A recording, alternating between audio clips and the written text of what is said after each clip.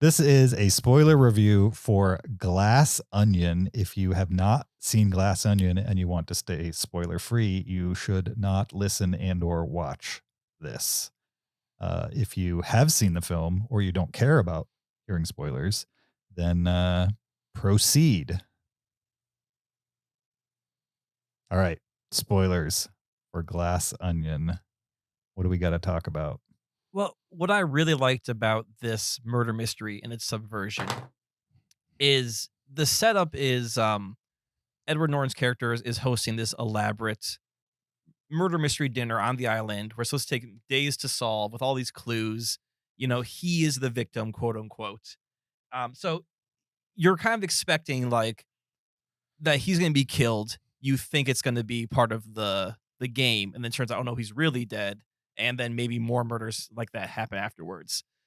And that's not what happens in this at all. And I thought that was very clever that there's this setup of it's going to be a murder mystery. You're assuming this was going to happen. And then Rian Johnson flips the script and sort of like quickly has the Benoit Blanc character like immediately solve the whole thing in minutes.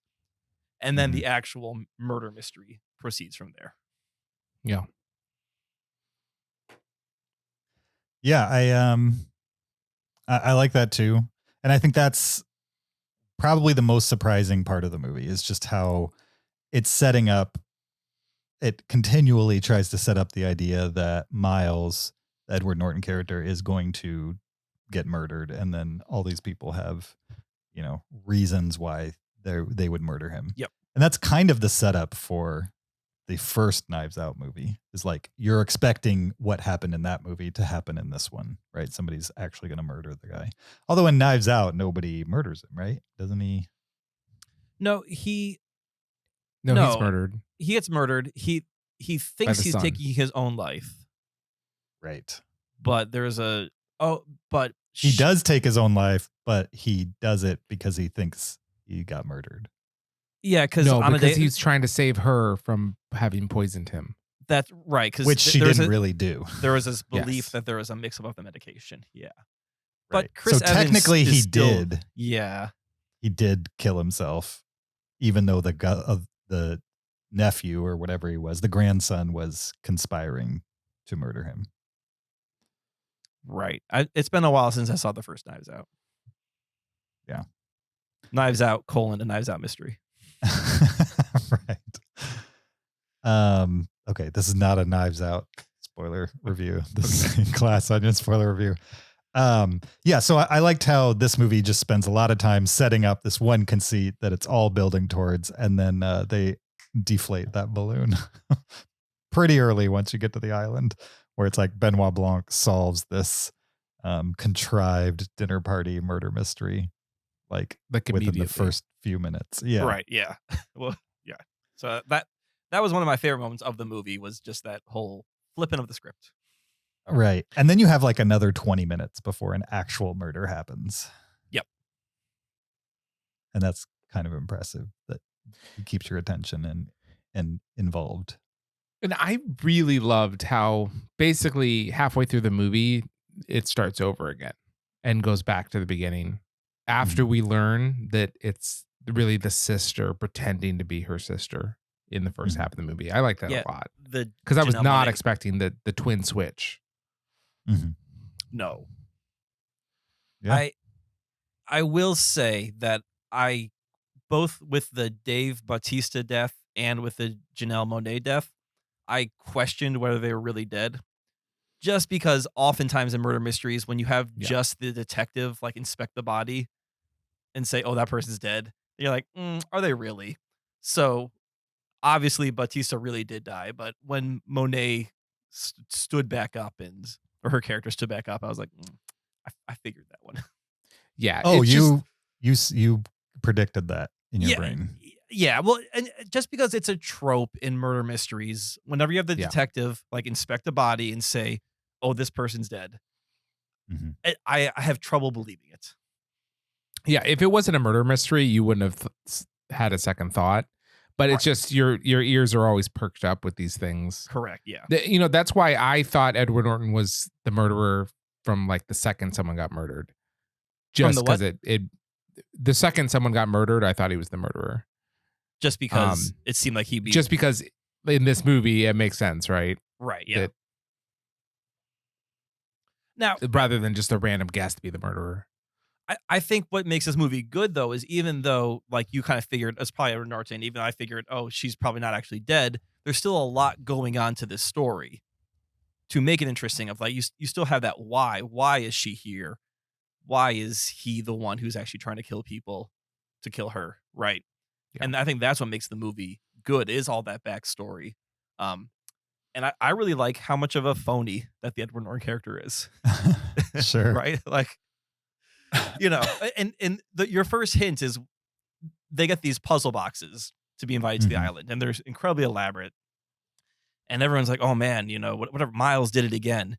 And then Miles is talking to Benoit Blanc later on the island. He makes this little aside of like, oh yeah, the puzzle box maker. And that's kind of perk makers of like, wait, he didn't even make the puzzle box. And then you learn Gillian Flynn did this, and this happened there, and this happened here. And yeah. And I don't know if this is intentional. So when he gets on the island, or when they arrive on the island, Edward Norton's character is playing Blackbird, the Beatles song that Paul McCartney wrote. And he's like, oh, I wrote this, you know, this is the actual guitar that McCartney wrote Blackbird on. And he kind of throws away as a joke. I don't know if this is intentional, but McCartney is left-handed. And Edward Norton was playing a right-handed guitar. So I don't know if that was either a goof or if that was even more proof of he's such a phony that he even gets the wrong guitar for his fake story about the Beatles. Only a cool guy band teacher would notice that. Actually, my mom noticed that. Really? Yes. Okay. The mother of a cool guy band teacher. Yeah, well, then. she's a huge Paul McCartney's her favorite Beatles, so she's gonna catch anything like that. Sure. Interesting. Yeah, I mean, I do appreciate on the second viewing just how much Rian Johnson puts words into characters' mouths and then later on uses those exact words against them. Like he does that repeatedly to almost every character. Like whatever they claim to be about, he kind of proves the opposite in the end. And I like that a lot. I wish we had gotten more of like the Catherine Hahn character. I think she was she the reporter? She was or the governor. politician? She was the liberal governor. politician, right? Yeah. I wish we had gotten more of her, but I did enjoy what we got from just about everybody else. There wasn't much to the scientist either. I mean, they gave us a little bit of like, you know, he wants him to claim the energy is ready to go, and he doesn't want to do that because it'll, you know, ruin his status as a scientist or something.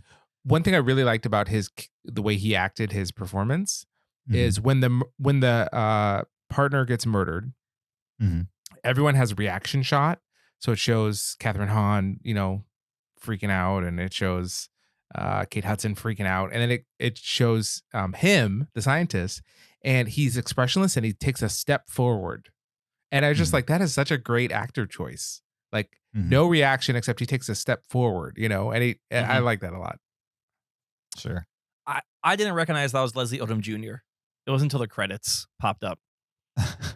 Sure. Which this movie does my favorite thing, and it shows the character, the picture of the character with the actual actor's name below it. And I want every single movie to do that with her. Every time a movie does that, I get such joy in my life.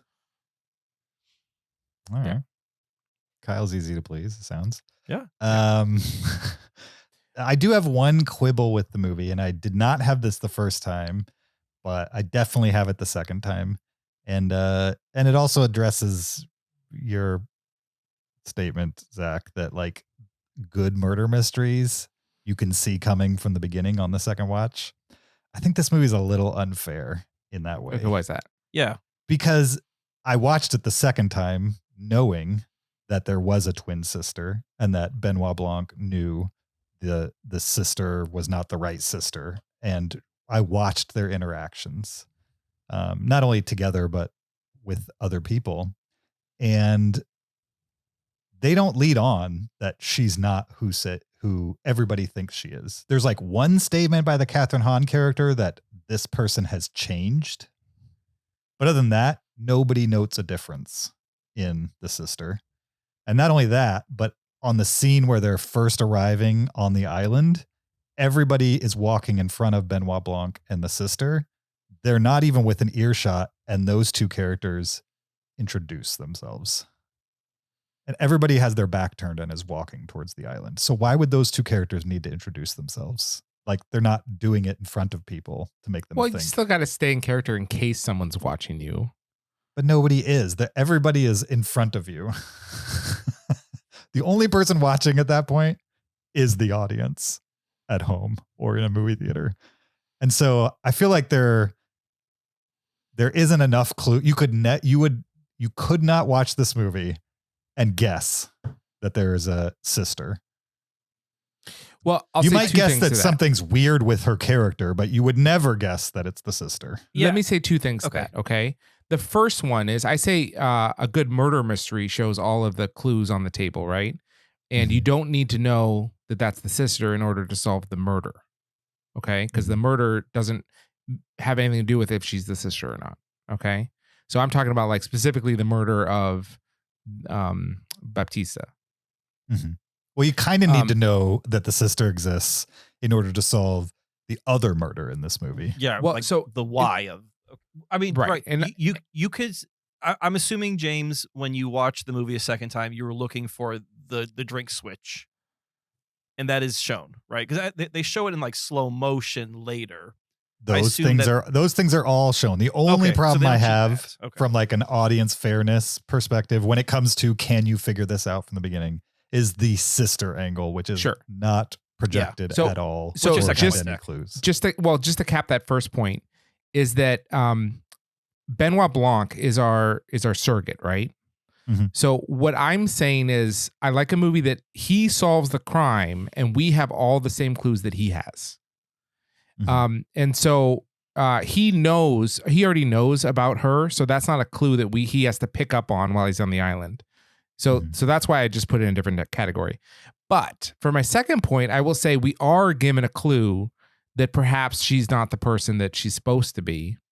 In that, when we first see her, everyone else is intricately opening up these boxes, and then we see her, and she's just smashing it with a hammer. Mm-hmm. And that's the sister at that point. That's not her doing that. That's the sister smashing open the box. And that's our first hint that like she's doing things differently than everyone else was expected to do it. Why is she doing it differently than expected? You know, maybe it's not her. I mean, they quickly cover that by saying like she's the outcast. She's the one that's upset with the group. She's the one who's been burned by the, you know what I mean? They give you every reason other than the sister. Right. But we are shown the sister. You know what I mean? Like that's who we see on screen is the sister as the sister character. Her hair's different. And I'll say this, she is called by the sister's name by Benoit Blanc before she dies. Before it cuts, like when he runs after her at the end, in the first half, he calls her, I think, Helen. Yeah, which is the sister's name, and we don't know that there's a twin sister yet. No, and then also she uses the Southern accent when she's talking to someone at one point before we know that she's a sister. I thought Benoit Blanc said to her like, "Helen, I need to know the last part. Who murdered?" And then says the character she's playing's name. Say that again. Okay, so he does say there's one last piece we're missing or something. There's one last piece we're missing. Who murdered? And then he says her name, but not Helen. Whatever her name. I can't remember what the sister's name. Is it Andy or something? Yeah, like who murdered Andy? But he says it to who we think is Andy. Right. So that but then at that minute, then it cuts right to the flashback, whatever you want to call it. Yeah. So it's more of a Anyway. And I will say, in James's point, we're not given any clue that Hugh Grant is in the apartment. I mean, we just have no idea that it's Hugh Grant, or that Hugh Grant is his domestic partner in this movie. Yeah, or his roommate. We have no idea. I believe the implication is that it's domestic partner, and Daniel Craig has alluded to the same thing. Another reason why this is a pandemic movie is what is Hugh Grant doing? He's making bread. that's Just like right. everyone was doing He was in the first baking half of the bread. pandemic, right? He's got his little sourdough starter and he's covered in flour. Sure. I loved like last night I watched Black Phone at home and then I rewatched Glass Onion, and there's Ethan Hawke at the beginning of Glass Onion, and I was like, what? Oh Yeah, yeah, apparently did he was not just remember. filming nearby, and so he flew out for the day. right. Yeah, he Yeah. was just in the area for the day. Yeah. Sure. But I also liked, part of Miles's BS, like this BS COVID cure that he was spraying in everyone's mouths. Mm-hmm. Yeah. Yeah. Like they never address it, but you just assume that was probably just like spritz water, and they say, yeah, Right. it's fine, or some But when I say I fix. like how all the clues are like presented to us, I mean, when they get the clue box, right? It says like, Mhm. please forward any food allergies you have, right? And so Mhm. Edward Norton would know that he's allergic to pineapple. Oh yeah. Because he had forwarded his allergies, and he would know how allergic to pineapple he was. And just all these little things. I don't know. It was cool. Mm-hmm. He's also in that early scene, the apartment scene, when he's sitting in the bathtub. The Zoom call with all the famous people was pretty amazing. Angela yeah. Lansbury, Steven Soderbergh. Kareem Steven Abdul-Jabbar. Sondheim. And who is the fourth one?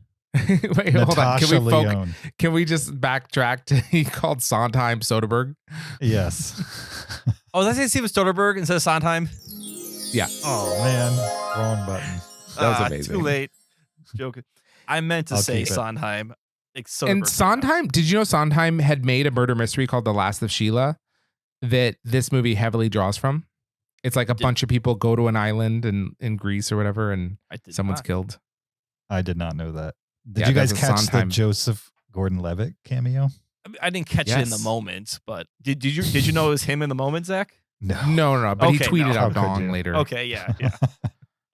But it does sound like him once you know. It sounds like him. Right, yeah.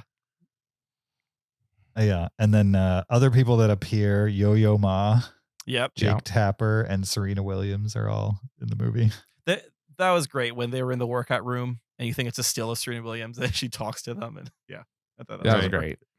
Do you think they got, or Rian Johnson got, Jared Leto and Jeremy Renner's like approval to make fun of them with the kombucha and the hot sauce? Or do you think he just did that?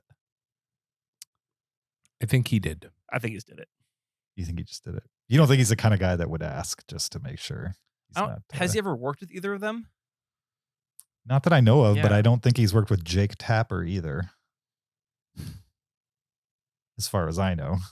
Yeah. I mean, I think they're easy because the Jared Leto one's kind of like, oh my god, he makes kombucha, where the Renner one it's positive about the hot sauce, right? Sure. They're not really making fun of him. They're just saying, hey, he has a hot sauce. So That Zoom call though is like Steven. Just let's go over the list again. Steven Sondheim. Yep. Angela Lansbury, which is awesome because it's like a mystery movie, right? Natasha Lyonne, who's like from the Random. American Pie movies. Well, she's going to be in a TV show he's making. Oh, really? Interesting. Well, I know she's in one that I haven't seen that's on Netflix called Russian. Russian Doll is Doll? good. Yeah. Yeah. You haven't And she seen was that, in, James? It's a time loop. You need to- TV I haven't show. seen You it, should no. watch that. It's Yeah. good. Is it good? It's time loop. Yeah. Oh, yeah. I know the second season just came out, so it's on my short list. Yeah, And then definitely watch it. Kareem Abdul-Jabbar. Well, do you know why he's in it? He has an awesome newsletter. No. He's written several murder mystery books about Sherlock Holmes's brother. Really Yeah. interesting. Johnny Holmes. He's like a I don't know. hardcore anti-Trumper too. I know. So is Rian Johnson. So I think there also might be a connection there, but probably more likely the mystery thing. Right. As far as Wait, this you movie think goes, possibly the reason he's on that Zoom call is because he's an anti-Trumper? I just wouldn't be surprised if that's how they entered each other's circles on some level. Gotcha. I'm not saying that's why he's in Mycroft this movie, Holmes. Oh, Mycroft. That's right. The actual brother in canon. Yeah. Anything else with Glass Onion we need to talk about? Any like final thoughts now that we've gotten it all out? All right, I'll give mine. I really enjoy the movie. I wish there was a little more of a hint that there's a sister at the beginning of the movie. Zach mentioned the hair thing. I might need to rewatch it a third time to see if the hairstyle between the living sister and the dead sister is close or not. No, one's because curly. it's possible. Yeah, but they're both short, I think. I thought, well, one's blonde. I thought that when you see the sister at the beginning and you assume it's Andy, she's wearing a hat or because she's doing renovation. I thought she was wearing something. She is. Yeah. Okay. Kyle's got it. She's got something on her head, so you can't see her hair. Right. He's right. I'm remembering now. So that is a bit of a. Mm-hmm. I mean, it's not a cheat. It's there. At that point, Rian Johnson made the decision to hide her hair, so that way it wouldn't clue you in. I mean, obviously you could explain, okay, well, she has curly hair here, and then she straightened it and bleached it for this. Like, that is an easy explanation, but it's definitely a choice he made to hide her hair. Now, right, there's other things like she smashes the box open. She lives in a different kind of a lifestyle than everyone else. I'll give you that. But all that stuff is like explained away to keep you off the trail as far as like, oh, it's not really her. I just wish one character had mentioned like she has siblings or she has a sister or something like that in the first before the reveal. But I don't remember seeing any of that. I wish the first time she shows up on screen, there's a little text that says, "This is really her twin sister. We'll explain later." No, I'm not saying broadcast it. I'm saying, nice. Right. It would have been nice. Zach also really wants, when Bautista's drinking from the drink, a big red arrow pointing at Edward Norton's hands as he switches them. Just to, no, sure. I think what I'm going to defend James here. I'll be at your side. It's he's trying a little too hard to hide her identity. And not well, it is a surprise. I mean, it's meant to be a surprise. But yeah, but you can't say everything he needs on screen, because that's definitely something that he's trying a little on the harder side. How about this moment? Can we all appreciate this moment where they're in the pool and Baptista is like, "Hey man, that car looks just like you almost pancaked me on my way to Andy's," and then he cuts him off and say Anderson Cooper's parties. That's a good one. Yes. That's a cool moment. That's a cool one. Yep. For sure. Another unrelated moment, but from that scene is when Batista gets out of the pool and he has a gun around his waist. That's awesome. Always awesome. I also like that he when he's doing his live stream and then his mom totally just lays into him. Sure. And that actress is from Only Murders in the Building. With, you know, if you've seen that show, it's also a good murder mystery. I haven't, but that's great. Yeah, that's she's just reference. one of like the minor like characters who lives in the building. So to see her again was great, and just to see her take Dave Bautista's men's right character down a peg was pretty great too.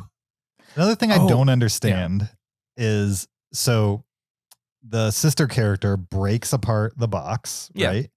And then she brings the pieces of the broken apart box to Benoit Blanc to look at the box and also just to read the note, basically to bring him into the loop.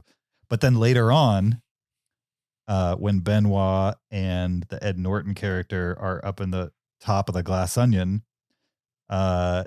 he says, you know, they're arguing over whether he got a box or not, whether he got an invite. And Benoit Blanc goes, "Absolutely, I got a puzzle box with a bunch of puzzles meant for 5th graders or 5-year-olds." He says something like that. Right. How would he know what the puzzles were? Like, the box was destroyed. I don't think he does. I think he's just trying to show his intelligence to the Edward Norton character.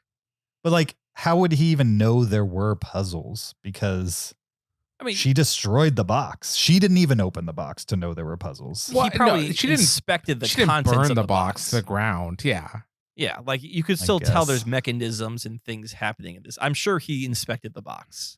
Yeah. I guess. I'm not trying to poke holes.